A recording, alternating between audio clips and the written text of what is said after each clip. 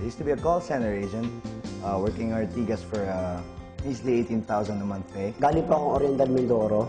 Okay, dati ako magsasaka. I'm a mom and a wife.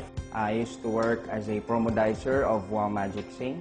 I started working in the call center industry since 2002. I was struggling back then, before I met GFI. One day I got a call from a very special person. He said he wanted me to look at something exciting and something that might possibly change my life. So, I gave it a shot. Na-invite ako dito ng kumpare ko, si Upline na Rico Ruiz. I got invited by my best friend. Ang sabi sa akin, pwede daw kaming kumita, additional income. Kaya nung makita ko yung GFI, na-amaze ako na pwede pa daw akong kumita millions in less than a year. I encountered a lot of struggles, but they're all worth it. It starts here in the mind. Believe that I can do this business. Kailangan di ka hihinto. Kailangan di ka titigil.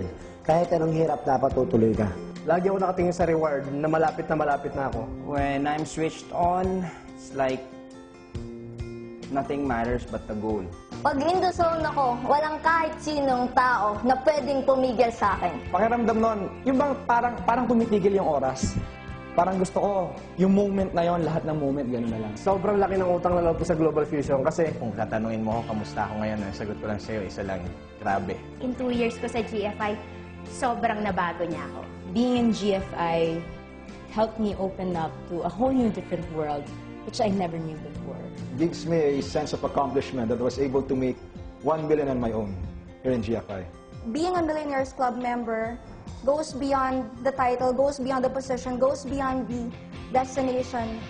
It means that you're able to help a lot of people. It means that you're able to touch a lot of lives. Guys, kasi ayaw ko na pong madaanan ng pamilya ko yung hirap na dinaanan ko. Kaya ako ginagawa to para sa pamilya ko. so never ko na-feel na napapagod at nauubusan ako ng lakas kasi dahil sa pangarap ko para sa pamilya ko. Sobrang saya talaga na being part of Millionaires Club. Well, I'm privileged. I feel so blessed that I'm part of the Millionaires Club. Wow. Truly amazing. Ang overall feeling, excitement talaga. You'll have to be there to find out.